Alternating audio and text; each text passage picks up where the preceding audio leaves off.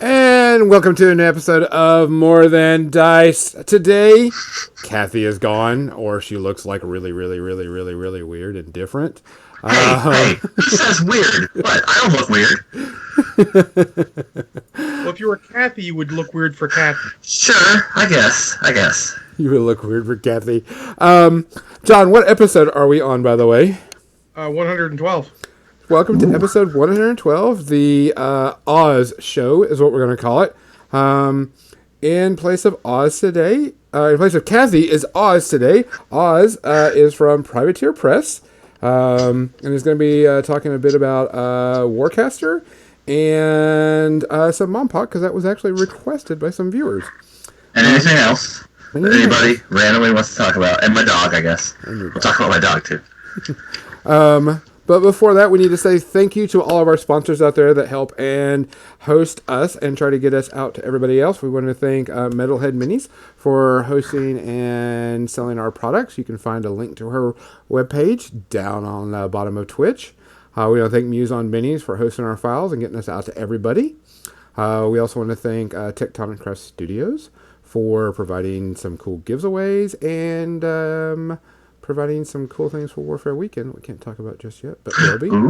And also Creature Caster for providing a really cool gift certificates for everybody and sponsoring our past. And I will be using his paints to paint up some new models after Adepticon. Also pay attention, if you don't know, like us on our Facebook page, because we'll be giving away a $30 gift certificate to Creature Caster pretty soon. Before we get started, there is a tradition on the podcast, Oz. What are you drinking tonight? Water. Oz, I have a bottle. It's very exciting. Tell us about your water. Is it does it have a is it from a distinct region of the world? No, it's tap water. We generally have some distilled water that we keep in the refrigerator, but we had an accident recently with some water bottles falling out of the car when the door was opened and exploding everywhere, so I haven't replaced all those yet, so I'm just drinking tap water. It's not the worst tap water in the world, but it's not the best, but it's okay. Okay. John, what are you drinking tonight? Well, I have a small cup of some orange juice mixed with some 43 vanilla liquor. Tastes like a creamsicle. It's great. Gonzo, what you got? Tonight, I am drinking a hard cold brew, a brown bomber. It is a flavored malt beverage. It is ice cold liquored coffee. It's only like 4%. So you're telling me I'm the designated driver on this show? Oh, yeah. Okay. Yeah, you're going to have to keep us on topic. I'm very used to that. Off. So we'll be doing that. Do we have any salutes this time, John? Clive Cussler, who is most notably known for the Sahara and the other Dirk Pitt novels, along with Raise the Titanic, if you're old enough to remember that movie, before we actually found the Titanic. He passed away. I think he was 88, if I remember correctly. That's and good time. That's the main one I remember. I don't remember anything else. I did see that, and I was like, "Oh man," because I always see his books every time I go to a bookstore. So they're everywhere. There's a boat on the cover. He's been writing some with his son recently, though. From me walking through stores and noticing two names on the covers of those books, so I'm sure that those will continue. Gotcha. Yeah, probably. I have Sahara, but I haven't finished it. I think I started it when I was in a weird mood, and if you're trying to read a book in a weird mood, you're not going to finish it. So for everybody out there, everybody's listening, everybody's watching, because we know a lot more people listen than they do watch. We appreciate you. We appreciate you paying attention. We appreciate everything you do for us. Cheers. Cheers. Cheers. I'm reserving my water for necessity. Don't want to waste it. Man. Stuff's not bad. It needs a little bit more malty flavor. Okay, so for today, Oz, I've known you for a few years. I've seen you around. Yeah. Some people are brand new to our show and don't know. Tell us who you are and what you do at Privateer Press. So my real name is William, but before we get way deeper into confusing things. But if you know the history of Privateer Press, you know that there have been a lot of wills that have worked there. And there have been especially some times where there's been a convergence of wills. So even though I have gone by Will for about 20 years, when I got to Privateer Press, I changed my name to a nickname based on my middle name, which is Austin, which is how I was called when I was a child, to Oz, so that it would be less confusing. And the funny thing about today is that most people that have met me through Privateer Press don't know that my name is Will. So, there you go. My last name is not worth really talking about. It's hard to pronounce. It's hard to spell. It doesn't matter. And I am the manager of the development team at the company. So, I coordinate all of our work with all the other departments, and then I assist with whatever's necessary, from like rules writing and reviewing and those kind of things for the other projects.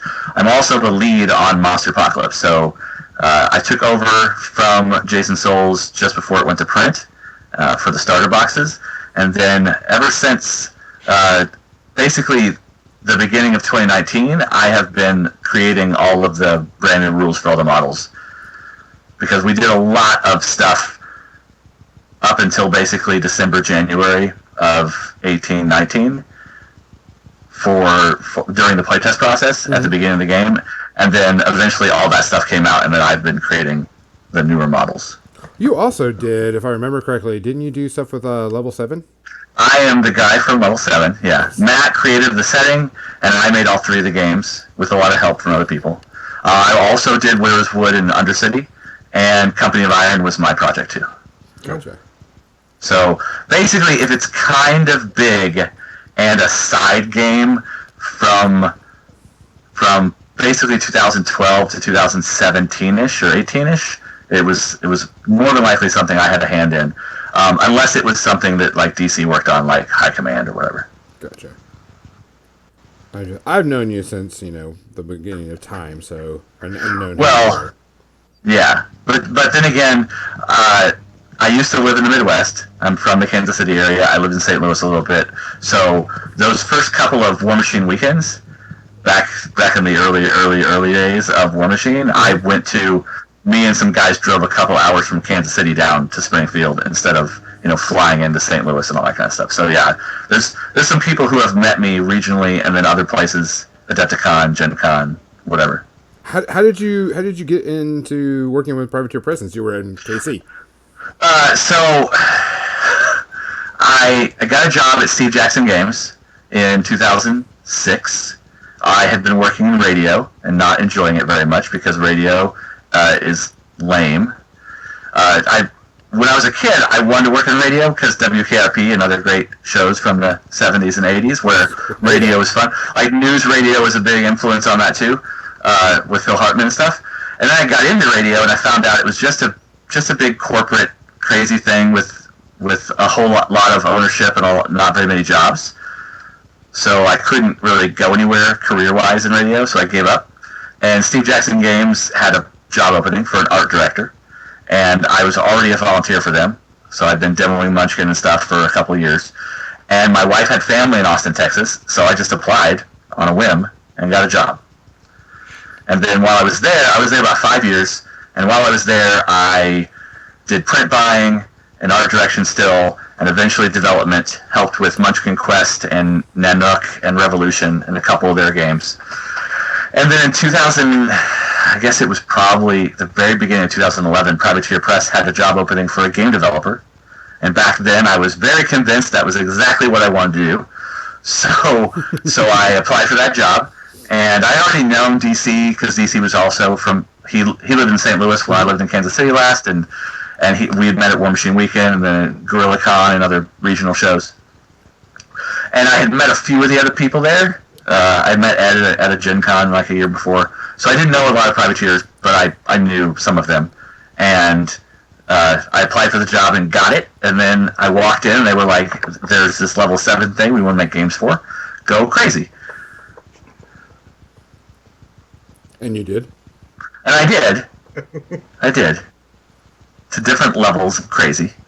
But yeah. Well, I did notice that... reached level 7? What? What'd you say? Would you say that your crazy reached level 7? No, that's a deep, dark place full of lots of terror and aliens. So no, not quite that bad. Fair enough. 3 or 4, maybe 3 or 4. So I wanted to bring up something. I know that some of the hot picks right now, that the reason why we asked you on is to come over and talk about Warcaster, which is the new game that Privateer Press is doing. Give us just a quick, because I know some people are just still kind of learning about it and just seeing like the new stuff. Just give us a quick background of what Warcaster is. Okay, so there's 2 elements of Warcaster. There's the narrative element and the gameplay element. The narrative element is a lot of the stuff that's happening in the Iron Kingdoms, that is the War Machine and the Horde setting, leads to some people evacuating the planet through a magic teleportation gate. They end up in a place really far away from anything they've known, and they have to restart civilization. And then Warcaster takes up the story 5,000 years later, after these people have populated all these worlds through all these magical teleportation gates and stuff. So narratively, it's kind of rooted in the Iron Kingdoms and War Machine and Hordes, but gameplay-wise, it's basically nothing like those games. So a lot of people, when they first saw we were doing it, were saying things like, "Oh, it's War Machine in space." And while it is kind of story-wise War Machine in space, it's not gameplay-wise War Machine in space. Correct. If you've watched our live stream where Hungerford and I played a game of it last week on Tuesday, then you've seen everything I'm going to talk about. But for anybody who hasn't, I'll explain myself. At the core of it, we really wanted to make a different miniatures game than anybody had ever played before, because a lot of miniatures games are put your models on the table and try to accomplish an objective, and as models die, they're gone forever. Maybe you can summon them back with magic, or maybe you can drop in new troops with, various sci-fi elements. But we wanted attrition to kind of come out of the game as a core, fundamental driving aspect, and we wanted to make the game simple and give you lots of options without weighing you down with lots and lots of choices on the table.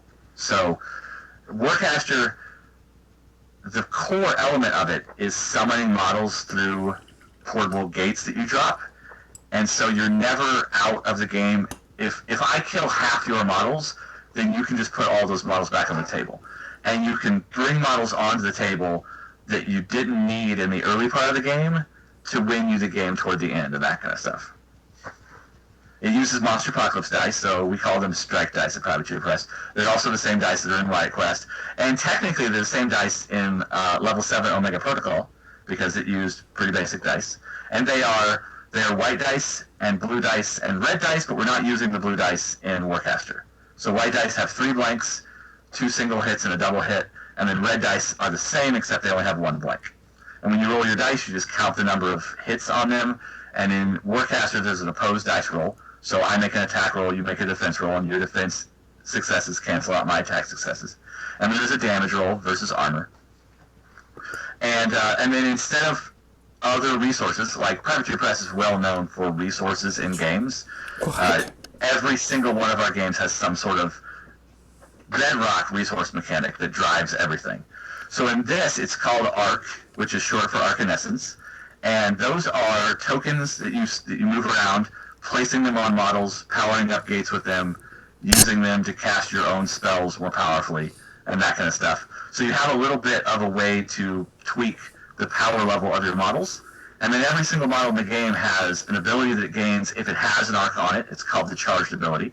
And then it has an ability that it can spin that arc, which is called spiking, to do something special. Like the sniper can spike to drop the armor value on people. The Ranger Fire Team can spike to move 3 more inches. So there's a lot of options of not just, do I put this bead on this model to make it shoot better? Do I then put the bead on this guy because that gives him a force field all the time? And do I spin the bead off of this guy because that will let him, jump over a building or whatever, various things. There's all kinds of interesting abilities. Basically, if you look at a model, you can kind of judge what its job is, and that's basically what its different charges and spikes will kind of let it do. And we'll explore all that as we go deeper and deeper into the setting and the models and everything. Right now, we've only shown off 2 starters physically model-wise. And then the third faction starter is only a piece of art right now. Which I'm gonna bring up some pictures of that. The first picture I'm gonna show you. I mean, you can't see it because you're not watching Twitch, but our listeners can. Yeah, sure. And this one right now is one of the factions which I thought I was going to get into until you showed the new faction.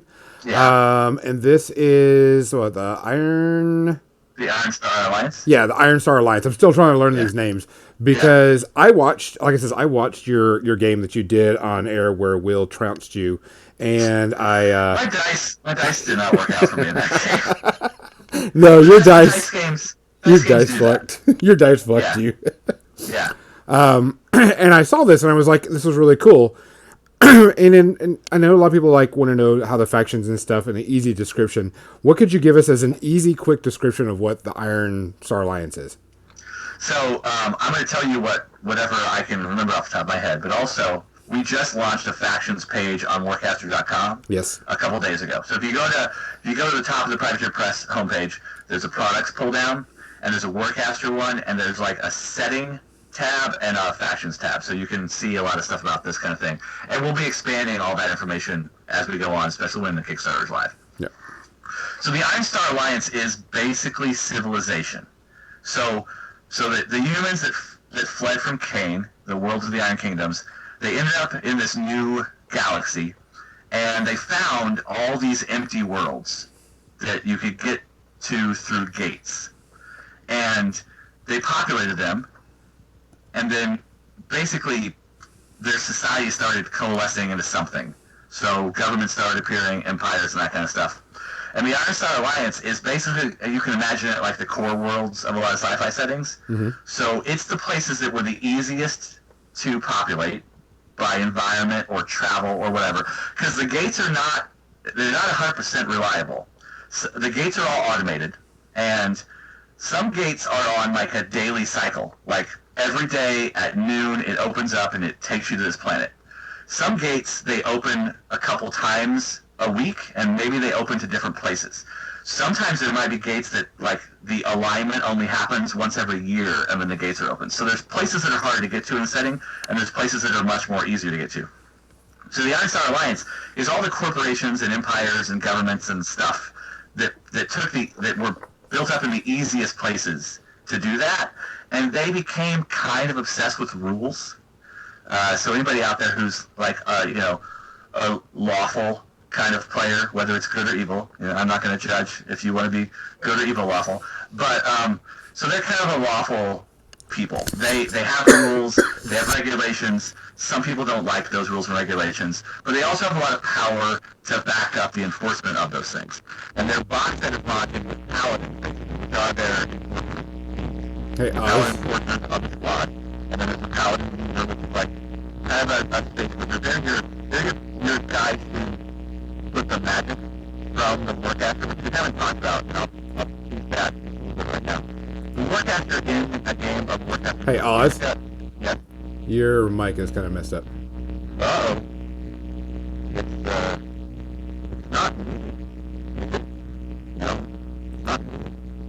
It's plugged in. John, do you hear that? Yeah, I do hear it. Some sort of feedback or something. I don't hear it. And I'm not doing anything different than I did earlier. Let me put this. You must be talking in top secret stuff because Oh, maybe I am. Does that sound any different now? It's still bad. Let me Oh. let me give you a call right back on the Skype while we do this. And I'll bring up the other picture so people can see, and I'll give you a really quick. Somebody's raspberry jamming you. All right, guys. Well, I call Oz back on Skype. They're bringing up the next faction that's coming up. Give me a move. We'll bring Oz back real quick. The next faction that we have that I show up here is the Marches. And this one, I still there. Nope. You've got a problem with your mic, Oz. Try on plugging it back in. Yeah, it's not working. What's that? So that's the normal part. Oh. Oz, are you still there? Am I still here? Yes, that's much better. Okay. Yeah, just unplugged the USB and plugged it back in. Can everybody hear Oz, by the way, before we keep going? Yeah, I can only barely hear him. Yeah, I'm going to see if I can crank him up a bit. I can turn my output back up also. Yeah. I think you probably had a conflicting problem with the mic on that and probably the mic on your computer. I don't have a mic on my computer. Or the camera. Oh. Maybe the camera mic thinks it's on? It could. You'd have to check Skype for that. How do we know that? It's all Hey, funny, Wait, this is three, what we can you just hear Oz get on out there early. for us? Can what?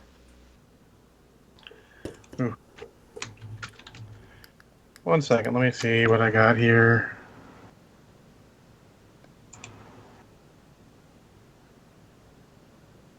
Anyone in the chat room here, Oz? I'm talking. I'm saying things. You guys hear me? He says you're very quiet. Yeah. Quietly. I can kind of hear him in there. It's super quiet. I'll turn my audio pickup back up. Yeah, change that up again. Okay. So is that better?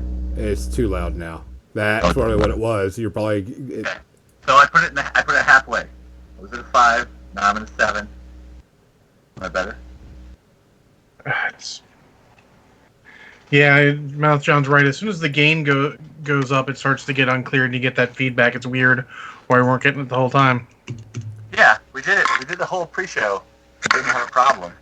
I mean, there is technically a microphone on this camera, but I've never had a lot of experience with this camera before. But I've also never had a problem with it. You can go into the into Skype and have it choose which microphone you're going to use. I've had that problem before. Yes. Okay, so So there we go. Oh!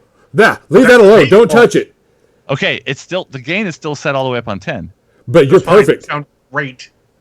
Okay, cool. So Yeah, did I not sound like this earlier when we were doing the pre-show? No. This is better than you sounded before. Okay, cool. Well, audio things. Hey, that's the reason why we do this. All right. I thought the pre-show was to fix the audio problem. We did, but then now it's even better. Okay, cool. Now, So- I mean, it was good, but now it's like clear, perfect, HD sound. Well, it should be. These are brand new headphones. Yeah.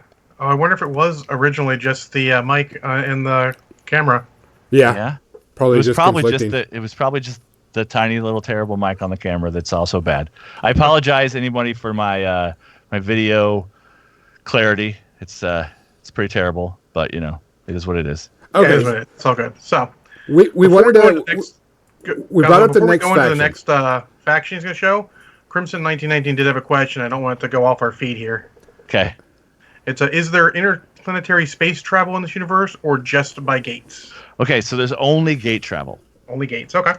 The ships that you keep seeing in art and stuff, which are very, very limited things, are sky ships. They're not spaceships. Because they've never developed interstellar flight because they haven't had to.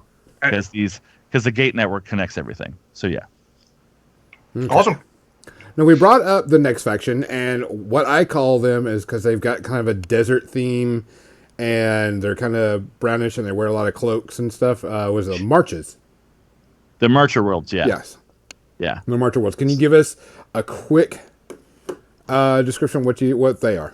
So let me finish my other weird quick Oh. description that I got interrupted because my microphone was terrible. So when you play a game of Warcaster, you're the Warcaster. So if you've played War Machine or Hordes, the leader, the wizard that leads that army, is on the table and can die. One of the things we identified early on with Warcaster was that we wanted that to not be possible. We wanted the scenario to be the main way you win. And so we decided to pull the Warcaster off the table and make you the Warcaster. So the person in the setting, in the story, there's a person sitting in a skyship directing the battle, sitting in a great big giant, what we call a rack, which is a chair with all kinds of power and stuff running through it.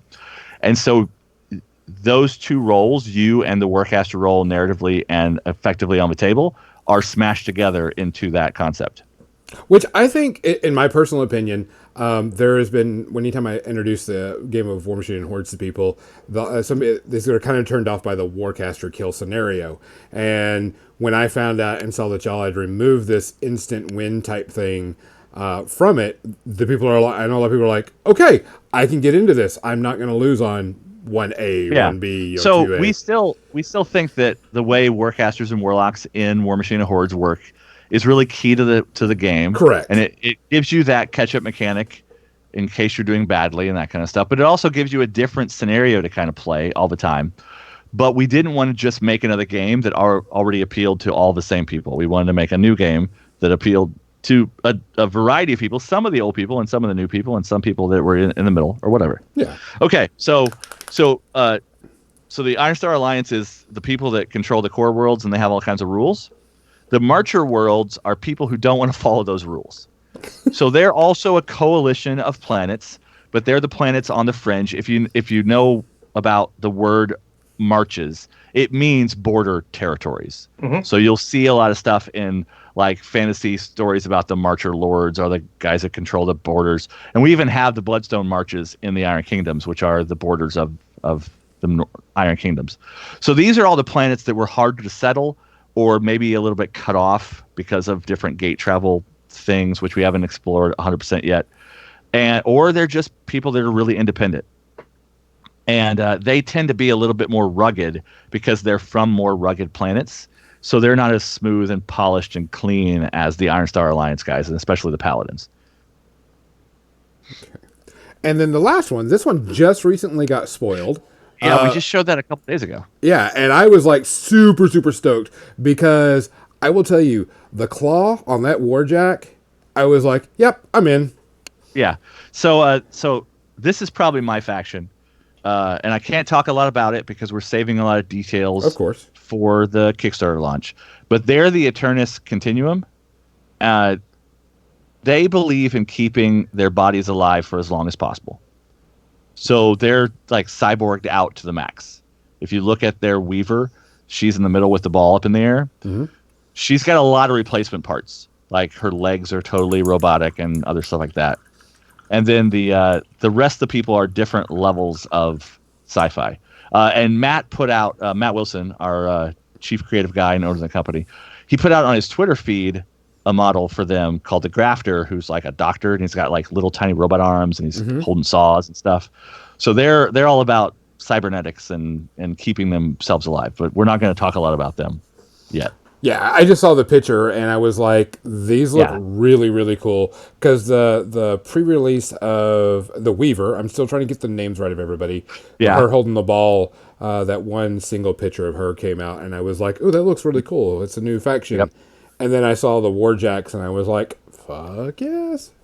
Yeah, I really like the asymmetry of that Warjack. He's got a giant crab claw and then he's got a normal arm that can have a hard point on it and stuff. Yeah. I really like it. So I want to get into some of the mechanical details of the game because we have seen some, and you said you haven't talked about all the mechanical rules of the game, but most of them. One of the things I was watching when I was watching you play, and it was specifically yours, you had your solo, was it the sniper? And you walked up the stairs.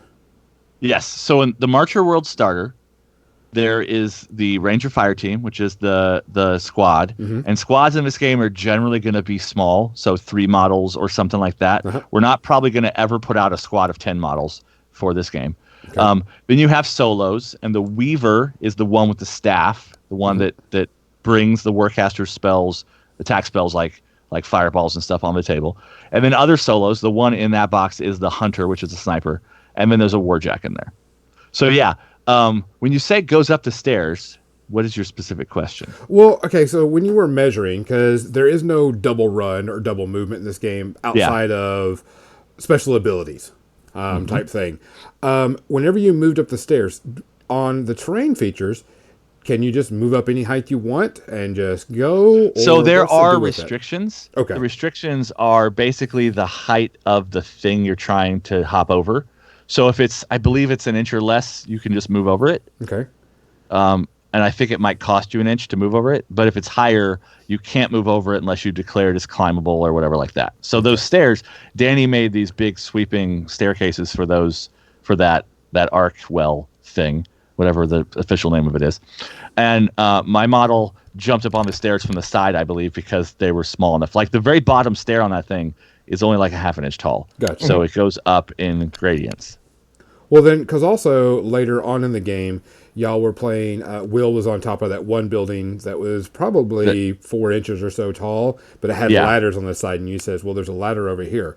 So in the game, you're going to have ladders? Is it? So basically, like any other miniatures game, you have to declare what all the scenery is. Gotcha. And so if you declare something can be climbed or walked up or whatever, it works. But also there are ladders and stairs and that kind of stuff. Okay. So if you use a ladder, like that bunker in the foreground of that game, it has a ladder on both sides of it.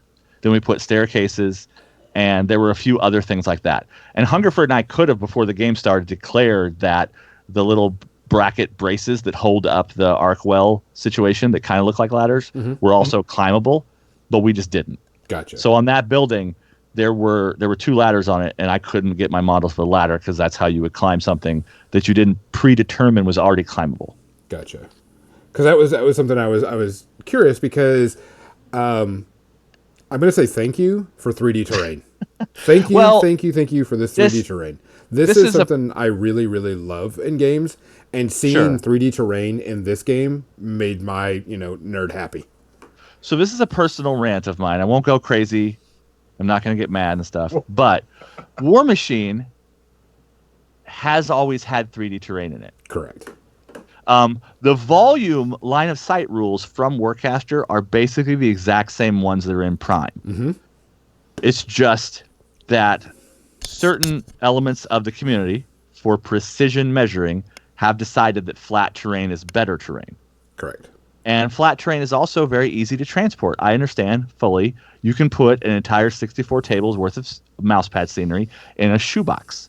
But we've always had 3D terrain. We've always played in the office on 3D terrain, and we've always put out our tournament tables at cons and stuff as 3D terrain. Correct.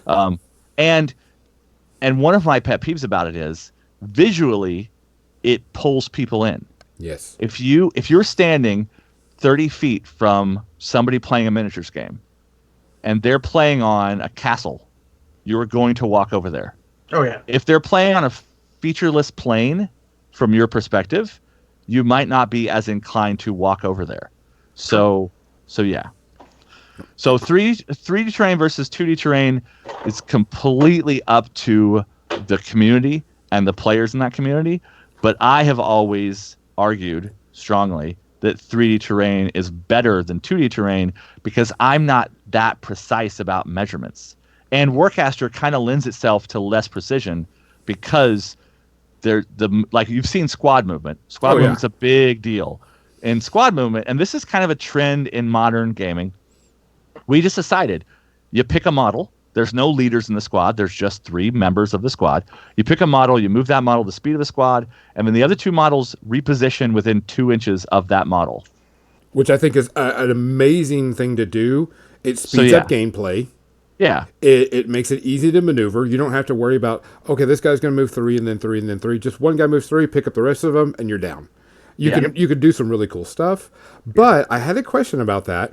Whenever you pick up those models and you have to put them within, what, is it an inch or?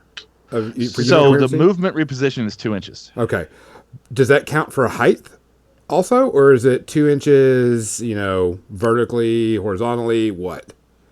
That I don't remember the specifics of from the rulebook. Okay. Because I was wondering if I could have like one guy on top of a building and the other 2 guys on the floor, on the ground or whatever. So I was kind of curious about that when y'all were moving around. I believe there's a part of the rulebook that talks about coherency and stuff, but I don't remember how much it talks about height and differences like that. Okay. Because go ahead. But generally, there was a lot of confusion during the live stream because we were talking about volumes and not volumes. So when you measure, you generally do measure base to base, so on a flat horizontal surface. But when you measure line of sight, you're looking at what the volume of one model can see versus the volume of the other model. So you have to take into account anything that's actually in a line between the two of them, and not just what would be experienced on some sort of flat surface. One big question that came up that someone asked me to ask you, and this was, of course, coming from Crimson 1919. When will we see Kador as a faction? Oh no, that was from Congo the Dromagund, or was it? Oh, Hellboop. Hellboop. Yeah. Okay. When are we going to see Kador as a faction for Warcaster? So, keep in mind, the time difference is 5,000 years. Also, only a certain amount of people from the Iron Kingdoms and Kane in general escape into this portal, and the Hinchhold Scrolls are building to that kind of storyline element. And the Warcaster fiction will touch on it a little bit. We're not going to deep dive into the specifics of what happened 5,000 years in the past, because to these people, it's not 100% mythological, because their society didn't crumble all the way down to a Stone Age and then build itself back up. But they're not really that concerned. So most of those geopolitical entities didn't really come across. Gotcha. When people saw the Continuum model pictures for the first time, I saw a Facebook post that was like, please tell me these are cephalics and thamarites. Okay, so they are a secretive cult that does modify their bodies, but that doesn't mean correct they're 100% exactly cephalics or thamarites. So we will never see Haley and Sorsha. I'm not going to say never. I will never say never, because absolutes, especially negative absolutes, bite you in the butt every time, because you never know what's going to happen. And Haley does control time to a large extent. So no telling, but I would be hesitant to expect something like a 1-to-1 translation of something from the Iron Kingdoms into Warcaster. There might be influences. There might even be words that are shared. Because we talked about the Harbinger canon on the Firebrand shoulder. So these people have words that are kind of stuck around that mean things. Like the Marcher World's Warjack is called a Duskwolf.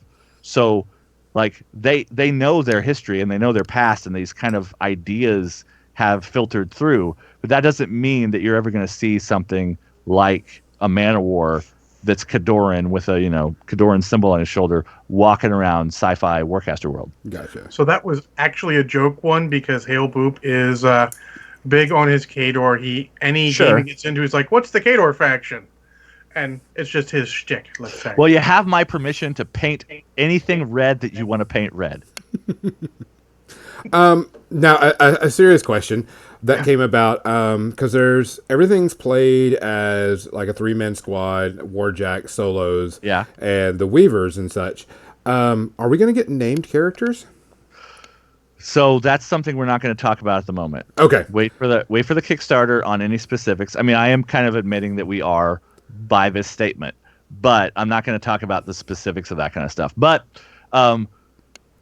keep in mind, recyclability of your models is a big important thing in this game. Yes. So, when you build a force, there's no effective leader on the table. Because I've seen some chatter on the internet also of some people even thinking the Weaver is the general.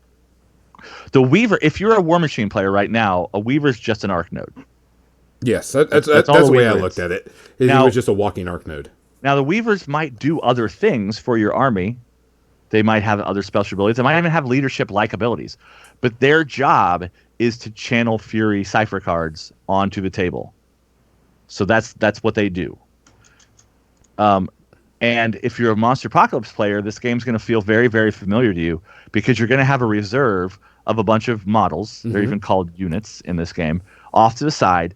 And you're not generally going to have all those models in play like you would in a traditional miniatures game.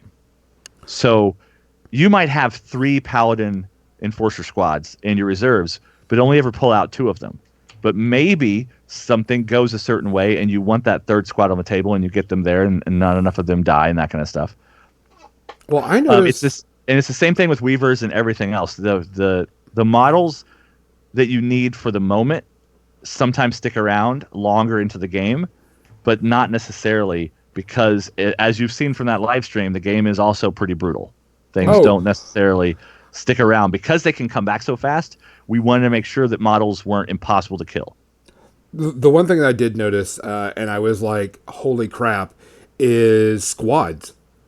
A squad of 3 just to me looks like it just rips the crap out of anything it touches because you roll for each model, Sure. and one model could crank out a ton of damage.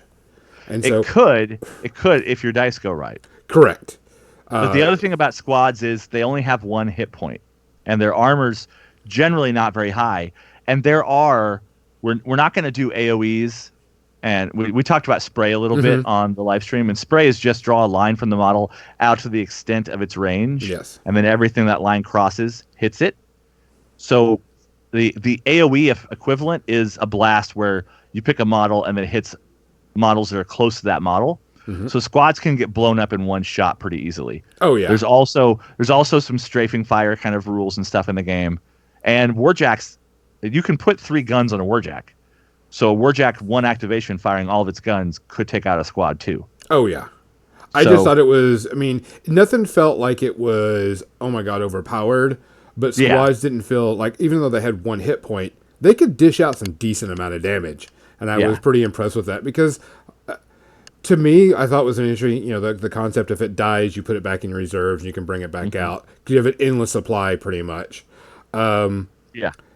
Do you think there's going to be a pretty good tactic where you're like, I want these guys to die, so I can. So one of the interesting elements of that is that you can't resummon a squad unless all of its members are in your reserves. So if you put a squad down and I kill 2 of those models, that 3rd one's just sitting there. And during the summoning part of the step of the phases, you can recall models that are on the table. So you can pull things back to reserves. There's also a cipher card that does it, so you can do a little bit faster and that kind of stuff. So you're going to have a lot of instances where we tell you in a call-out box in the rule book to mark what models are in what squads. Because if you have effectively 9 Paladin Enforcers, and you've summoned all 3 of those squads, and 5 of those models have died, you have to know which squad is completely gone and which squads are still on the table. So there's a little bit of bookkeeping like that. Just paint their shoulders blue and red and green or whatever, or their marks their bases or whatever. And so technically, a tactic would be to suicide that one guy off the side of the building, let him jump off and die, and so you can bring him back. You could do that. It's an option. There is falling damage in the game. Yes. But it's only a number of white dice equal to the number of inches you fall, and you saw how damage works. You have to roll as many hits as the model's armor, so you'd have to jump off at least a 3-inch building for a paladin to have a chance of dying, unless the dice just spiked. And then they're white dice, so they roll blanks pretty often. Yeah. So you're gonna, on 3 white dice, you'd have a decent chance, half and half about, for that guy to take that 3 damage to break his armor and squish him. But he might just jump off the building and land completely fine and walk away from it unscathed. You never know. Like, damn it. Yeah. Didn't die. John. But models still contest objectives and that kind of stuff. So there's reasons to leave those guys in play. Correct. And your opponent will take them off the table for you if they're in his way. Crimson 1919 has a really good question, and I think this, to me, solves a lot of good things to help with the game. John, what's Crimson's question? Is there facing in the game? Am I going to need to worry about marking the arcs on my bases? There's no facing in the game. None. We wanted this game. It even says on the website it's high speed. We wanted the game to not take a lot of your time making small decisions. We wanted your decisions to be, what is my plan for attacking this objective? Which models am I going to put out? How am I going to power my gates? What cipher cards do I want to use this turn? Not, is my model facing exactly the right direction so you can't get a backstrike on me and that kind of stuff. It also helps with overall rules density of the game to not have things like facing in there.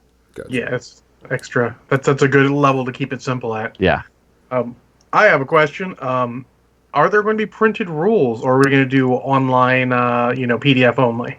So I'm not sure what various versions of the rules are going to be, but we are planning, as far as I know right now, that there's going to be a starter rule book, just like all the War Machine rules now come with some sort of starter book. Cool. Like I think I've even seen like a picture of the contents kind of mocked up, and one of those things is a rule book. Now, that doesn't mean there won't necessarily be a PDF that is, kept up to date with errata and stuff like that. But I'm almost positive that every starter will have tokens and dice and a rule book along with the models. I noticed, since y'all were playing this and everything, the objective system and the different rounds and everything, nothing is a straight, I'm just going to beat each other up. Everything's a scenario based. Yeah. Being that, a lot of people are tournament players, have y'all already started working on, and I put a quote around this, a steamroller packet type thing? So that kind of thing usually comes a little later. Mm-hmm. And so we have Steamroller, we have Crush Hour, we have all kinds of documents to pull from. Yep. But we haven't started focusing on what the competitive environment for this game looks like right out of the gate, because we're going to focus on launching it and getting it established and, making sure that everything comes out right from the Kickstarter. Mm-hmm. And then I'm guessing we'll put out some sort of tournament pack for it soon after. But we're not gonna really focus on that element of it right now before the game is in people's hands and the Kickstarter's done and all that kind of stuff. Okay. One of the questions I had about that, the game, I don't remember if it was covered or not. Sure. So you'll get to the end of your turns and you're both tied on control points. Did y'all talk about tiebreakers? Or we have not talked about tiebreakers. Okay. The game is very scenario driven, so any kind of tiebreaker is specific on a scenario. Okay. And I don't believe that starter box kind of get your feet wet scenario has a specific tiebreaker that I can remember off the top of my head. Okay. I was kind of curious. But if anybody who hasn't watched that live stream wants to know a little bit more about what we're just talking about right there, is the game is tracked in rounds, but they're not traditional normal rounds. We realized really early on that having an activation system of I activate a couple of models and you activate a couple of models back and forth, and models constantly coming onto the table, meant that it was really hard to say that you take all your activation tokens off your models when all of them have activation tokens, because new models are constantly coming on the table that don't have activation tokens. So there is a core rule that if your turn ever starts and all of your models have activation tokens, you pull all of them off. But the thing called the pulse tracker is also checking rounds, basically. So in a standard game, it is 5 turns between rounds. And in a skirmish game, which is a smaller game, which is what we played effectively on that live stream, it's 3. So you get 3 activations, I get 3 activations, and then the round ends, and we check continuous effects, and we take all the activation tokens off our models. And often in some scenarios, that's when you score stuff. Like the game we were playing this last week, it was if a model ends its activation near the objective, it scores. But in most scenarios, it is when the pulse tracker hits 5 or whatever, then you check the status of objectives. And if you have them secured, you get points. If you don't have them secured, you don't get points and that kind of stuff. Yeah, because this game is technically an alternating activation, but it's not your standard where I move 1 unit and I'm done. Yeah. It's a unit and a solo or... So the word unit in this game means everything. Warjacks are units, squads are units, solos are units. So it's you always activate a unit, but then you get to activate a bonus solo. And that came from our exploration of what do different models do and what value do the different models and their activations have. So you've already pointed out the squads, they're flexible. They have a lot of guns. They can split their fire between multiple targets. Mm-hmm. And in a lot of scenarios, they're what captures objectives. So we knew that squads were valuable when we first started playing. And we knew warjacks were valuable because they have more hit points, sometimes higher armor. They can have more arc because I explained you put arc on things earlier. Normally, you can only put 1 arc on a model. But on a warjack, it can have up to 3. So warjacks can be very powerful with their attack rolls and how often they can spike and all those kind of things. But we needed for solos to do something cool. And we played around with a whole lot of different options. And what we came down to was solos are kind of your toolbox. You can always activate a solo no matter what else you activate during your turn. So your weavers or your hunters or other things can always get into the game, even if you're focusing on, okay, my warjack has to go over there and blow those things up, and my squad's got to go take that point, and that kind of stuff, that your solos are still part of that without you having to take an entire turn just to activate one model. So, for example, I'm going to throw a scenario out there. I've got, Sure. and this is just blown out numbers. I have 3 Warjacks, 2 Weavers, 2 troops, and like 3 solos. On my turn, I go, I'm going to activate this troop and this solo, do what they do, and I'm done. Yes. Gotcha. Yeah. So it's I'm not activating my entire army. I'm only activating parts of my army and then passing my turn over to my opponent. Yeah, it's a very modified. I activate something, you activate something, back and forth. Gotcha. And there's, of course, with the card deck, with the cipher cards, which are effectively spells in this game, there's a lot of ways to play around with that. Because there are cards that remove activation tokens. The cryo, I think it's called Cryo Bolt. It might be something else. There's a Fury that puts an activation token on a model it hits, so you can kind of freeze your opponent's model. There's also cards that can move your models. You guys saw the card, Hungerford played it, where it let a squad make an additional ranged attack in addition to whatever. So those guys could have punched and shot, or shot twice, and it let them put out a whole bunch of bullets. Yeah. So there's a bunch of... The cipher cards are also customizable, because one of the things we wanted to do in this game instantly, and a lot of these conversations have come from the last 20 years of Privateer Press existing, but we started out with this game being called Warcaster and us talking about making customized Warcasters, letting the player make the Warcaster they wanted to make. So during the development of the game, that went from a model on the table to not a model on the table, but eventually that became the rack of cards you used, your deck. The starter comes with 24, and all the starters come with the same 24 generic cards. And you play with 15 cards from that. So right out of the gate, the spells you're going to be throwing around during the game are spells you've brought that you've chosen in your deck, but then your deck is randomized, so you might not get the spells you want exactly when you want them. Yeah, but if you're using a lot of cards, which I know people are going to start asking, what's this faction play like? And I put quotes around this. Yeah. Like, this is our spellcaster faction. This is our heavy weapons faction. This is our, type thing. That if you have a faction that can use, or you get the ability, you got the right amount of cards, you can, because Hungerford said if you run out of your deck, you just reshuffle your deck and go again. Yeah, you just reshuffle the rack. And stuff. So the other thing about that live stream game, which it didn't explain 100% what the game's really going to feel like, is because we were only playing with starters. Correct. In a skirmish level game, it's 8 units in your reserves, so that could be 5 squads and a couple of solos and a couple of warjacks. But a full game is up to 15 things on your reserves. So when you're playing a full game, there's a battle that was happening on the left side of the table, and then a new battle has popped up on the right side of the table. And those cards, most of those ciphers being global, means that you have a lot of access to playing them. When you guys saw our game, at the beginning especially, I pulled a bunch of squad cards and didn't put a squad on the table because Hungerford put a squad down and I wanted to put other models to show off what they were. And then my one squad had to be on the table to play those cards. But in a regular game, even a skirmish game with 8 units, you're going to have models that stick around a little bit longer and can be more applicable to those cards. Now, one of the things that building your army, because you say, you have 15 of something. Is there going to be like, all right, we're going to be playing an 8-man. Is there going to be a standard? I guess so. Standard is a 48 by 48, so a 4-foot table, and 15 units in your reserves. Gotcha. And that can be anything you want, like I said. Squads generally capture objectives, so you're going to want squads, but warjacks are kind of the tanks of the setting, so you're going to want warjacks. In addition to choosing what you put in your reserves, you're also going to build your deck of 15 cards, 3 of each of the ciphers. So there are Furies, which are attack spells, basically. There are Harmonics, which can affect whatever they say they affect. Generally, they're neutral in what they can affect, but sometimes they have specific things. Geometrics affect squads, only squads, and then Overdrives affect only warjacks. So you have to have 3 of each of those types, and then you can customize the other cards in your deck, the last 3, to be whatever you want. So technically, I could go solo heavy, troop heavy, jack.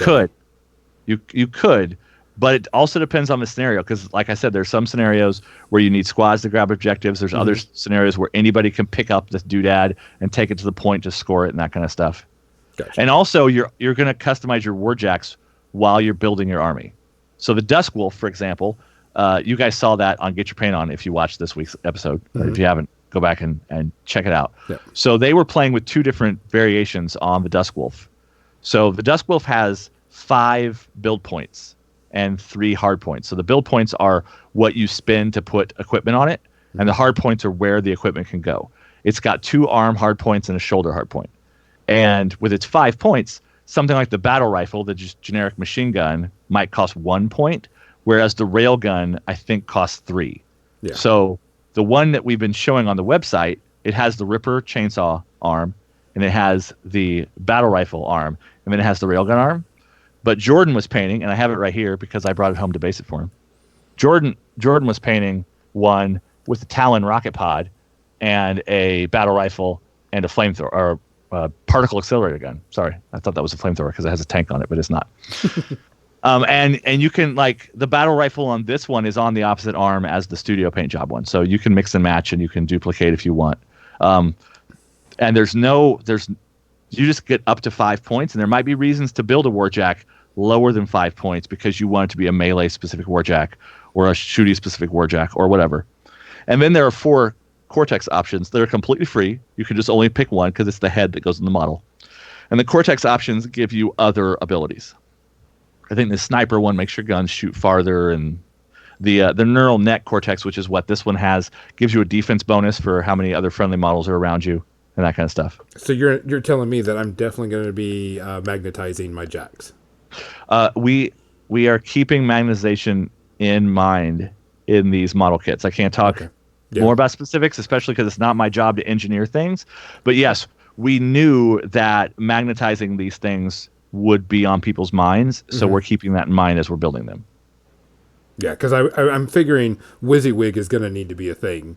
Well, yes, because it'll be really confusing to your opponent if you put down a Warjack and it has guns on it that you've decided it doesn't have. Correct. But keep in mind, you build that stuff before you play, so you're not going to be swapping things during play. Correct. And no matter what weapons you put on the Warjack, it doesn't count any different in your reserves. It still counts as one thing. So if you want to glue your model together because you're like, this is the best. I love 2 flamethrowers. It's my favorite build. You can glue that model together, and it won't change anything about how many spots in your unit reserves that takes up or how expensive that model is to summon. It's always going to cost the same. There might be some down the road where it's like we put this apocalyptic cannon on the thing, so it costs one more to summon. But right now, there's nothing like that, and you'll see all those rules as you're building your model. So it's not like it's going to be a surprise that we say, "Oh no, that changes things."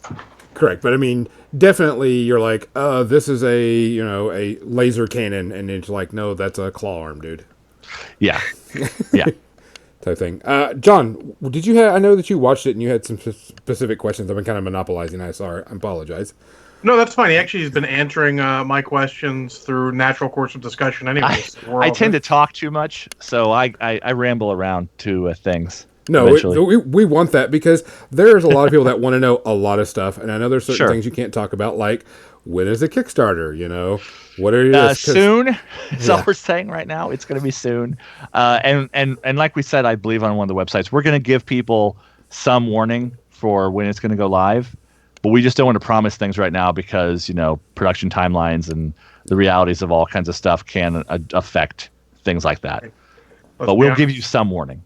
The coronavirus is going to affect a lot of production everywhere. Coronavirus. It's great. Yeah. Everyone loves it. John, did you have any that we haven't covered yet?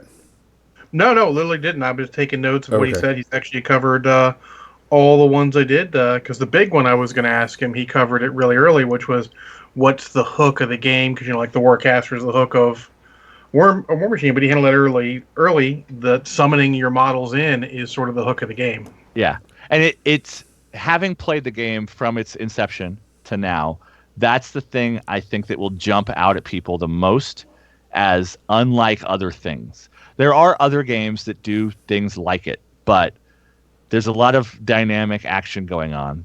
And like the other thing that our BattleBox game didn't show off that well is that you can, during the phase of the game where you can drop a new gate, you can drop it off of any warrior models, so solos or squads, that didn't also come onto the table through a gate that turn. And when you're playing on a full 48 by 48 and you might have, 16 warrior models on the table or whatever, then you have a lot more options of where your gates are going to come down on than you did in our battle box game. Are you going to be? This is kind of weird. Are you? Because y'all had just a base with like the cardboard thing. Are there going to be specific gates? Can we make our own as long as they follow the conformity of they have to be this big or this whatever? Gates are 30 millimeter bases. So I can make a gate whatever I want because they're just the token sheet inside the box is going to have. So I made those gates out of a printout that was on the live stream, but the token sheet does have a 2-part gate, a flat piece and a not 3-dimensional, but a piece that pops up off of it, and you can glue that into a base. And there's other things possibly in the Kickstarter that we might talk more about with gates and things. Gotcha. But right now I'm not going to say anything else. But yeah, they're just 30 millimeter bases. So if you want to like crazy LED out your wacky gyroscopes, as long as you don't make them, size of a basketball, I'm sure it'll be fun. Yeah, because I saw that and I was like, and you're like, these aren't the real ones. These are ones that we put together just for the cast. Now the ones inside the starter box, the tokens, will look a lot like those gates. They just won't be hot glued, paper cutouts. Yeah, but they'll have the same art and stuff because that's what I used. Go ahead, John. Crimson wants to know: are you gonna need a lot of tokens and markers and stuff? So I don't know the number off the top of my head, but everybody's starter comes with 7 Arc and Essence tokens, so Arc. And then it comes with activation tokens, I believe more than you need in the box because you only need 4 for the starter box. Then it's going to come with some damage tokens, and then it's going to come with some effect tokens. So we didn't talk about continuous effects much in that live stream because we didn't want to bog people down with extra stuff. Mm-hmm. But we have corrosion and fire, that as you would expect from a game that we've designed. And then there are other continuous effects, and so some of those tokens are also in the starter. And then there's objectives, both portable and stationary. And then there's some other things I'm probably blanking on. Although all the other things might be status effects. I'm just trying to think of which ones are which and what's in there. We did talk, and it was off stream because I had mentioned it and I wanted to make sure I brought it up. You did a knockdown effect against one of his models. Or no, you did it against as Weaver or something and slammed him against or he did it against you, slammed a model into a pipe. He did slam one of my models into a pipe. And that model did not become knockdown. So is there not auto knockdown? So there's not that. When we took out facing, we also took out some of that other stuff. So right now, as far as I remember, there's no core rule about knockdown in the game because we've abstracted things out a little bit wider than that kind of thing. And with the survivability of models, so slamming in this game adds a red die to your damage roll, which means you have a better chance of breaking the person's armor. Mm-hmm. So if you slam a one hit point model into a thing, they're just probably going to get squished. And we didn't want, like I said during the live stream, we're also not tracking systems on these Warjacks. Warjacks don't have arms and legs and stuff. They just have a number of hit points and a number of armor. So we wanted to speed up a lot of that stuff. Now there are status type effects that will do weird things to you. There's a lockdown status effect. There's a tune-up status effect. There's a system failure one that when you hit somebody with it, that you roll a die, and if it's a Warjack, they either can't use their guns or they can't use their melee weapons until that status effect goes away. So those continuous effects will kind of do things a little bit like that, but they're model specific instead of having a lot of core rules to keep track of. Yeah, because I saw that and I was waiting for it. I'm like, knockdown, knockdown, knockdown. No, knockdown. Okay. Yeah. Because that was an interesting thing. Because I also noticed like the Warjacks didn't have a lot of hit points. They were like, what, 4? The light Warjacks that we were playing with only have 3 hit points apiece. Yeah. And they're light in the fact that they are less build points and stuff. Mm-hmm. This has been a big question on the Facebook page, but there's no effectively rule associated with light. So in War Machine, a light Warjack's always on a 40 millimeter base, and it also, like, light Warjacks can't trample and light Warjacks can't do other things like that. These Warjacks are on 50s, mm-hmm. and I believe that the heavies, the ones with more hard points, are also going to be on 50s, because we're kind of looking at this game as what base size does the model need to stand up. So A big human might be on a 40. It's a little bit like when we do the base sizes for Riot Quest models, we're kind of basing the base sizes. Like Dez is a human on a 40 millimeter base, which is not normal for someone that's not in power armor, but she's kind of big, so we just put her on a 40. Yeah. So this game is we'll more than like my dream, and I've pitched this to Matt, and don't take this as any kind of fact of any kind, but I want to put a warjack with one hard point on a 30 millimeter base, and just have a little tiny warjack running around. He's just got one gun or one chainsaw arm or whatever, and he's just like, haha, I'm going to get you with my little chainsaw. But I can't promise that'll happen. That's just what I hope happens. Like a true Searforge player. That's what I hope happens someday. I basically want a pair of legs with a gun on a 30 millimeter base. It's technically a warjack. You want gun buddies. But yeah, we'll see. You for that. We'll see. Yeah. Yeah, I thought that was because there was when this came out, a lot of people were like, "Oh, this is just going to be War Machine in space," and I was like, "I hope not," because I don't want War Machine in space. I want something new and unique. Yeah. And when I was watching the stream, by the way, I love the models. I think the models are really cool. They look really neat. They've got a very good appeal to them. They've got good aesthetics. They're unique enough that they're not whatever, but they appeal to me and I like them. I've already started thinking about paint schemes already. And when I watched the stream, I was like, okay, I figured y'all were going to use, and I'm putting quotes, the Monpok dice, because that settles a lot of debates and it makes it really easy. You pick up this many, done. And then I started watching it, and then they were like, okay, kind of common, because I've been playing miniature games a long time. I'm like, all right. And then they're like, where's the rest of the army? And I'm like, all right, well, I'm going to put this gate down, and here comes my other units. And I'm like, okay, that's cool, because maybe I need to fortify an area, because I know that this section of the board is going to be something I need to protect, because I need to get the control points or whatever is happening on it. And I thought that was really good.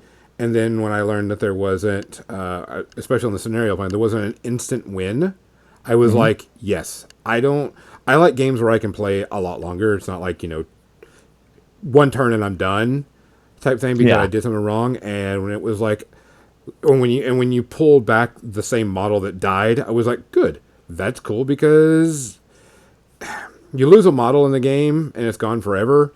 It's part of the war, but when you can bring back that same model, it makes it even a lot cooler tactic. And you're like, now my cards aren't worthless because my Weaver's gone for the rest of the game. I'm just going to bring that Weaver back in just a second. Yeah.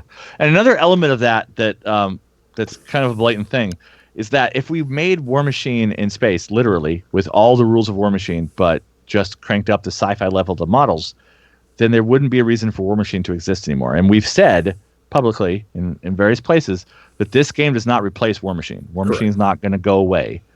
War Machine's going to still get releases. Riot Quest models are still War Machine models.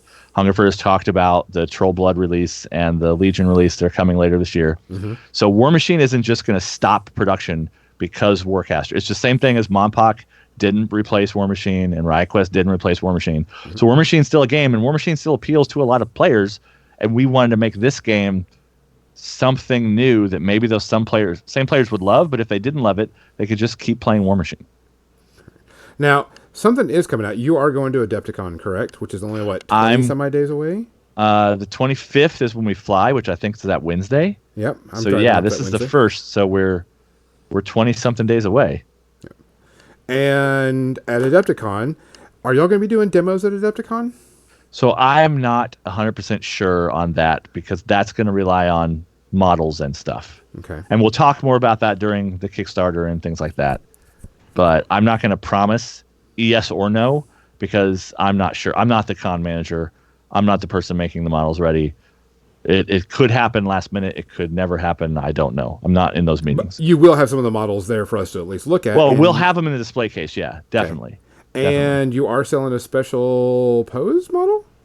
So we did this on the Primecast. The Coalition Weaver, the Marcher World's Weaver without the helmet, who's holding her staff more out instead of up, she's going to be the model that we release for you to buy at Adepticon. Limited buying production, so 1 or 2? I have no idea. We usually limit things based on how many we bring and that kind of thing. So if we bring like 1,000, we probably won't limit them as much as if we bring 200. I'm not sure. But that all depends on production levels, and I mean we have 20-something days to figure out how many of those we're going to have there. Yeah. But yeah, So I that's the definitely plan want right to now. pick up one. I'm definitely going to pick up one because I want to try some paint schemes, and Yeah. you know, I'm not sure because you. One of the things are how many factions are we going to get at start on Kickstarter? Because I know that was another question: is how many?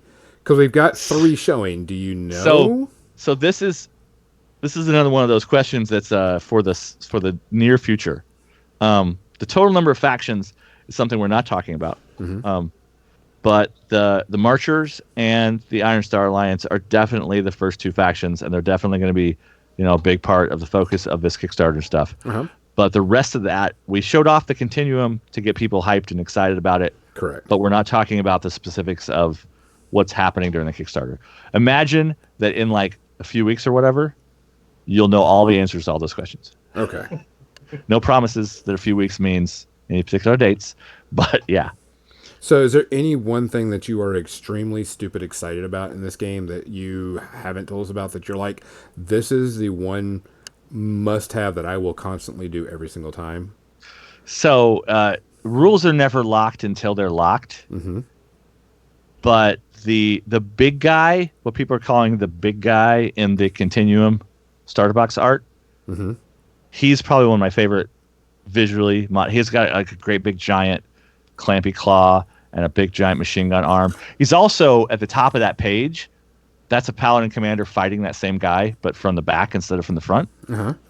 So he's probably one of my favorite models so far in the game, both to play on the table and I just love the way he looks. Big giant robot man with a gun arm and a clampy, choppy claw thing.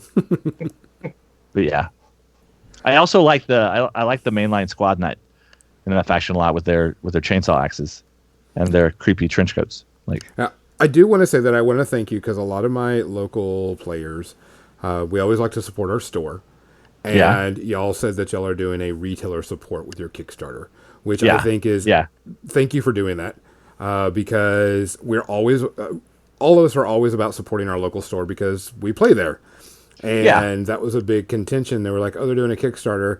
And then later on, y'all, and during the stream, y'all said we will have a retailer support, and that made my local store go, yes, thank you, because there's some that don't do that, and it just kind of turns off people from doing it, and so having a retailer support, I think, is a very wise, awesome decision. Well, retailers give people places to play games, and especially more importantly, get people places to meet opponents, and friends, and like my personal philosophy is that strangers are friends you haven't met yet. So if there isn't a place to get together to play games and to meet each other, then the entire hobby as it exists would not exist. Oddly enough, the special building for Monster Apocalypse is coming out, the 3rd Crush Hour building. It's the Dice Saloon building that we ran the competition for. It is a replacement for the power station, the power plant, because that's what keeps the entire industry alive is a healthy local game store thing. So we did the corporate HQ as ours, and then we did the donut as the industrial complex. And so the game store is the power plant of Monster Apocalypse, because games wouldn't exist exactly if game stores didn't exist to help people find each other. Correct. We're big on that. John, do you have any other questions? Nope, but I want to make a note. Wade of 3 mentioned that he's definitely going to demo before buying or backing this, but you also want to keep an eye out for all of their gameplay videos because you'll get some more information there too. That way you can make some decision when the Kickstarter comes in, how much you want to be waiting there to take a look at everything. Because there's a lot out there now, and there's going to be more coming. Definitely. If you haven't seen the gameplay video, go watch it. I was pleasantly surprised with it. I was really happy with what I saw. Depending on which faction, everything comes around, I'm not 100% sure what I want to get into, but I'm not going to wait. I'm going to wait for the Kickstarter to happen before I worry about it. Our YouTube page is Private Your Press Prime. You can also watch it on the video section of our Twitch page, which I believe is just Private Your Press on Twitch. Yes. I don't think we have any other words there. With that, let's go ahead and go to our media section. Oz, we've already told you about our rating system, so you know what it is. Yeah. And You can figure it out. John, we only have like about 15 minutes left in this. I'm going to go ahead and go with, I only have one, and it's because I started watching it again. Captain Mizzy, which she's working today, she couldn't be on to watch today. She's running through Avatar: The Last Airbender, and I think we're into book 3, and I'm watching this, and I'm still going, damn, this is just a damn good TV show. I can't believe that we haven't had something, not saying that everybody's, but a good cartoon like this in a long time. That was, on air on regular TV. And it's just so damn good. I still laugh at all the jokes, even though I've seen it numerous times. I still like watching it. I still think it's amazing. I know another friend of mine, I think she's listening to, she's never seen it. So as soon as Captain Mizzy's done with it, she's taking it over and going to watch it. But I'm going to have to give you, it's still, even after all these years, Avatar: The Last Airbender TV show is still zero space herpes, man. You can't go wrong with this show. I don't care what anybody says. If you don't like Avatar, I think you probably need to check your, where you are in the universe right now, because that show's just unbelievable. I only ever got a chance to watch that show on television, so I have no idea how many episodes I have not seen.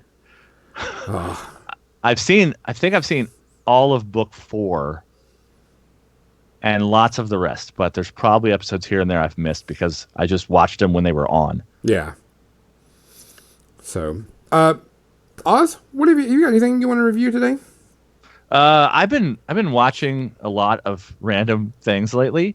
My favorite thing I've seen recently is a Netflix series called I Am Not Okay With This. It just came out maybe a couple days ago. I watched it Friday night or Saturday night. It's only 7 or 8 episodes, and they're only 24 minutes long a piece. Okay. So it's really easy just to sit down and watch the entire thing. It's by the producers of Stranger Things, and it's got Bev and Stan from the recent It movie. Mm-hmm. So I can't remember either of those two actors' names. And it's got a few other actors and stuff that you might have seen in things. The mom is a familiar face and that kind of stuff. But it's about a weird supernatural thing happening to a kid in high school. Mm-hmm. And I really like that they tell it kind of out of order.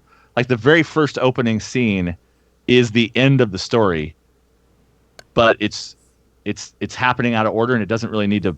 It doesn't have to happen in order. I'm a big fan of nonlinear storytelling, and then it kind of every once in a while it goes back and shows you a little bit more of the progression of the very end of the story, kind of building you up to what's going to happen, but it doesn't really give anything away because I know people hate spoilers, even though I don't personally believe that they exist. Okay. So yeah, I'd have to give that a 0 as well on your weird rating system. But yeah, here's that it's based on a comic book also. Oh yeah, it's based on a comic book.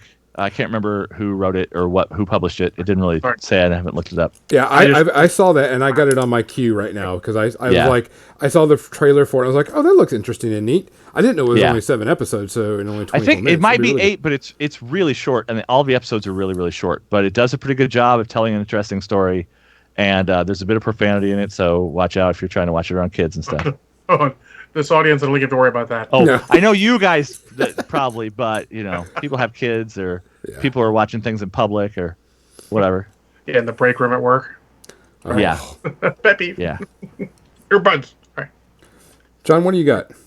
I will talk about the one that I just saw all the way through for the first time today. It's on a 3-pack DVD I bought. I bought it for The Long Kiss Goodnight because the 3-pack Blu-ray was cheaper than the single Blu-ray. So yeah, get it with 2 other movies. So this one is Point of No Return, which is basically the American remake of Nikita. Mm-hmm. Yeah. I've seen parts of this many times on cable, but never all the way through. And I was probably okay not seeing it all the way through. It is not a great movie. I will honestly say the point where I ended, which is there's a point where she graduates. The whole plot is, like Nikita, if you're not sure about it, is she's a druggy, on the street girl, and she gets sentenced to death. The government grabs her and fakes her death, and they're going to make her into an operative because they need a female operative. And that's sort of from there, and it's got some really weird choices directorially speaking. But the best part is probably the action scene when she graduates and she's in a restaurant and they make her kill some people. And then that's probably the best action scene in the movie. That happens fairly early, about a third of the way in, end of Act 1. And from there, you just don't bother. It's not worth the time. Yeah, I'll agree with you. I bought it at one time because I heard it was, the American version of Nikita, and I was like, okay, cool. I didn't think it was horrible, but yeah, it does go downhill Not after she offensive graduates. or bad. It's just not good. Yeah.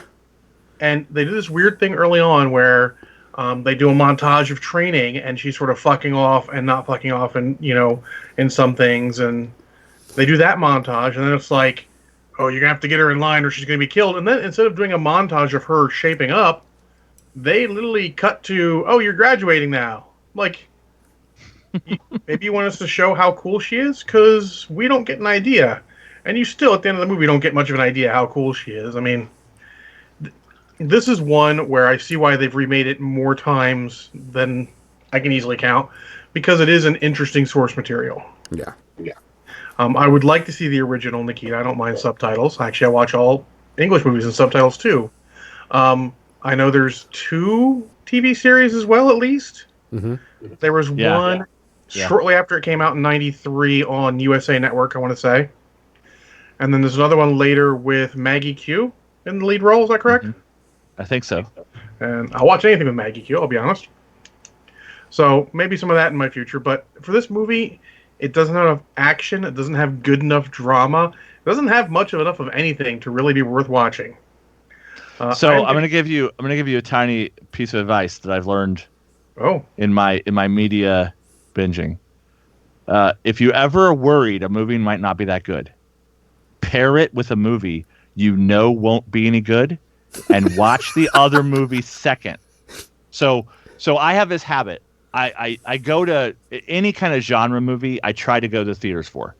If it's horror, if it's action, like with a sci-fi twist, if it's whatever, because I want to still vote with my dollars and convince studios to still make those movies.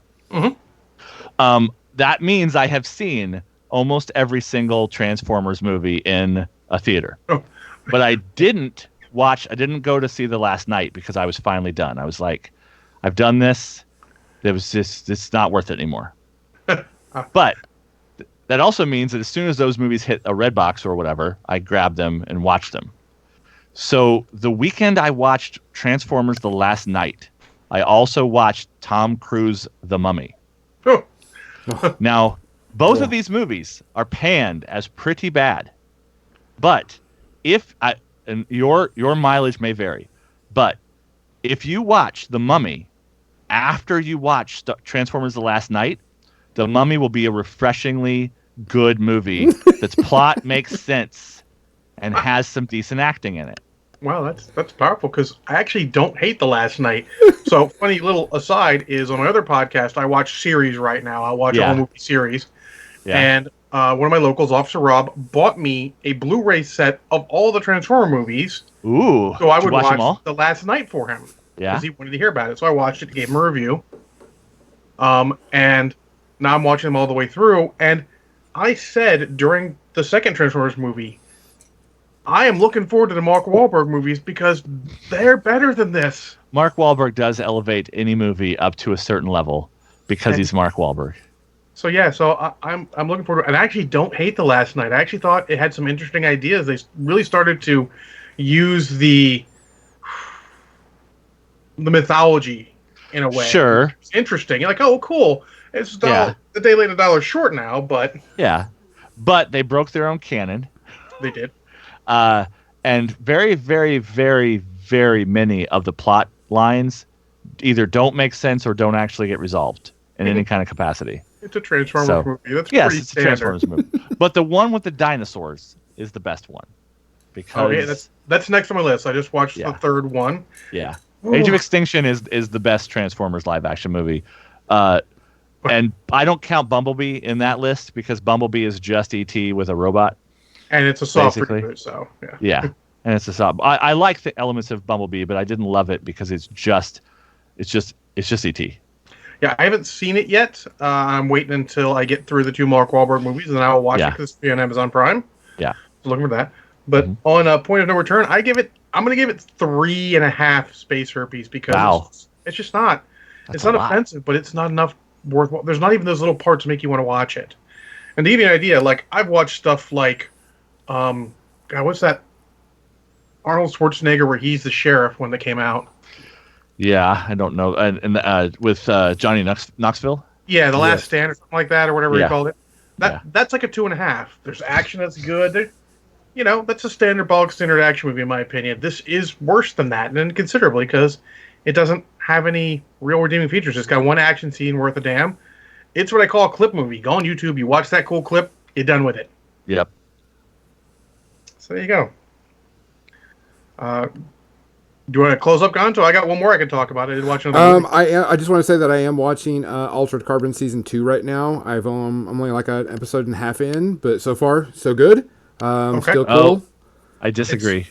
It's supposed to get better towards the end, and I'm waiting to hear from some people. Nothing's made me turn it off. I'll tell you that much. I'm okay with where's going. I'm a little confused on some stuff, but overall, I'm okay with it right now. I haven't got through it all. I don't give a rating until I've seen it all, but so far I'm happy with what I see. Have you read the books for that series? No, I did not. So I'm going to spoil myself on that. My only disappointment is the books. Okay. The first, I watched the first season. I read the first and second book in that order. Mm-hmm. The first season of the show is better than the first book because the mystery novel element of it is more nuanced, and they add some more stuff. So there's content in that first series of the show that are not in the book, and it doesn't ever bother me when stories are not the same between books and movies or whatever. But I think the show does a slightly better job of doing it. Okay. The second book is basically Indiana Jones in space. Oh, sign me up. Takeshi is in a body like 100 years later from the first one, fighting as part of a civil war, and he gets recruited by an archaeologist that's trying to find a MacGuffin to unlock the ancients, the whatever they call the aliens that are dead in that series. And so it all happens on a desert planet, and it's very like Indiana Jones in the 30s in the Middle East, where there's bazaars and the level of lawfulness is not 100%. And from everything I've gathered, I've watched a couple of episodes of this series too. They took the third book and they mashed all the relevant parts they wanted of the second book into the third book, and they just dumped all the Indiana Jones fun from the story entirely. Gotcha. I'm sure it's going to be an interesting season, and I'm going to like it, but the fact that they'll never make book 2 now because they're borrowing enough of book 2 to make this one disappoints me, because I wanted to see Indiana Jones in space. Gotcha. I feel you. That's why I'm really careful to try not to read the source material before I watch the movie or whatever. Well, in my experience, and like I said, spoilers don't exist. Your mileage may vary. I have read and watched a lot of things in different orders. I have even read book trilogies in reverse because I came across the first one and liked it, and so I've read the other ones. Mm-hmm. Stories that stand alone and are well told are always worth it, even if some of the details vary, or even if some of the details spoil things, because people are going to experience and tell stories differently. Like I watched the first 2 Expanse seasons, and then I read 6 of the books, and the show is not caught up to where the books are yet. So I've read past where the show is, but the show doesn't do everything the way the books do, and the show does stuff okay, generally. A lot of the stuff I like better than the books even, because it's for a TV audience. But yeah, having read and watched a lot of these modern sci-fi properties that are being turned into TV shows, the books are a good enough standalone separate thing that you don't necessarily have to not read them. Yeah. Because the TV shows are going to just do it differently. Awesome. John, what's your last one, and you can end us out tonight? Well, in this out, because it's easy. It's one I've talked about before, but I don't remember. It's been a couple years. I watched the extended edition of Suicide Squad. Someone had asked some questions about how long it was and all that, so I'm like, I put it in when I came down yesterday. It was still there, so I'm like, fucking, I'm watching this. It's lazy. The extended edition is still the superior version of the movie because it adds in a bunch of stuff, a bunch of personal stuff that tries to make it, it makes it more interesting. It's still not a perfect movie, even with that. Far from it. There's a lot of wasted potential still. We've talked earlier about how Will Smith should not have been the main character. That should have been Joel Kinnaman's Colonel Flagg, or you could have done a movie where it's Colonel Flagg and Deadshot and they bond and everyone else fucking dies. That could have been a cool first movie also to get the suicide part in very well, but they didn't do that. They added Harley and everything. If you haven't seen it, which is surprising at this point, it is still good, but I would try and track down the Blu-ray copy or DVD copy if it's got the extended edition, because there's more to it there and it's a lot more interesting. You get a bit more character development with some of the characters. That just helps. I mean, there's still stuff that's going to piss you off with it, like Katana. No, you don't need to be there. You like, I like Katana as a character from knowing who she is, but in this movie it's some chick with a sword who happens to be hanging out with Special Forces guys. Is what it is. But definitely give it a shot. I like it. I actually would dare say I like it better than Birds of Prey, but it's not that big of a difference, really. Birds of Prey feels like a better, like how Suicide Squad should have been put together. Yeah. I mean, I'm not as big a fan of telling stories out of order as you are. Yeah. I mentioned you probably would like the way they did Birds of Prey like that. I did like that. It was a touch too much in that, and some of the scenes were kind of crazy. Yeah. But I didn't dislike the movie in any. I think I gave it two Space Herpes, and I'd probably give Suicide Squad Extended about 2 Space Herpes. But it feels like a tiny bit better than that. It's just not enough to change the rating. But so worth it. Definitely extended edition. Don't watch the regular edition unless you want to just not watch 8 minutes of extra footage. Oh, it's only 8?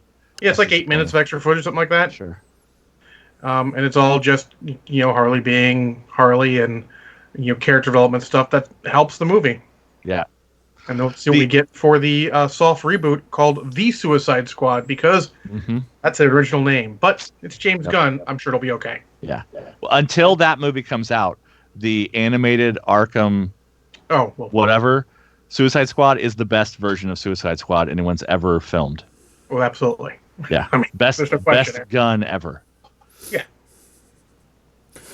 Well, guys, that is our episode for tonight. We want to thank Oz for coming on. It was great having you on, Oz. If you ever want to come on again, just let us know. No we're problem. always accepting new. We didn't actually get to the Monpok stuff, so maybe we should have you on and you can talk about Monpok when we get new models for Monpok. You should. Well, we get new models for Monpok every single month, but this summer we're putting out 2 brand new factions that have never existed in the setting before. Okay.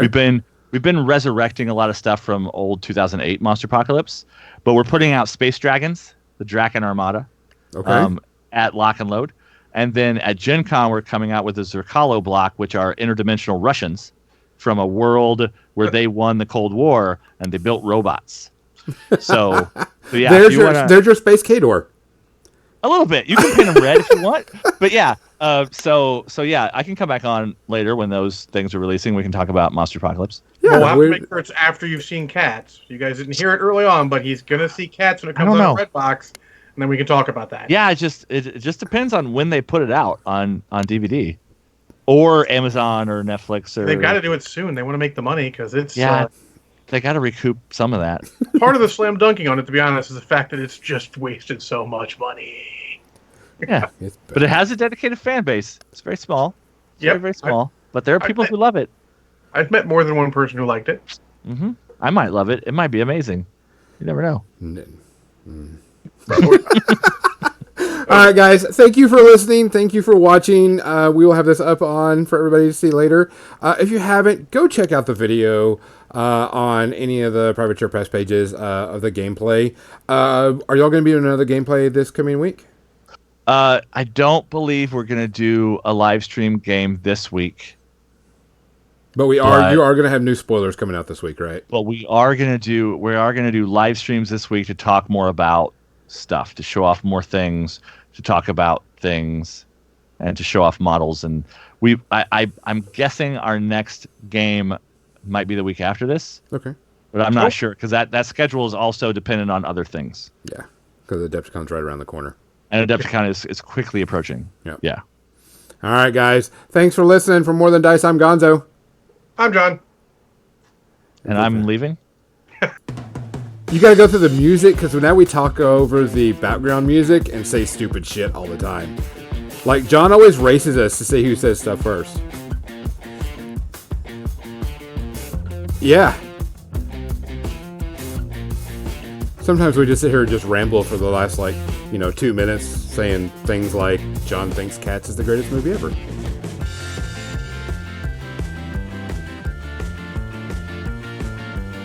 Of course.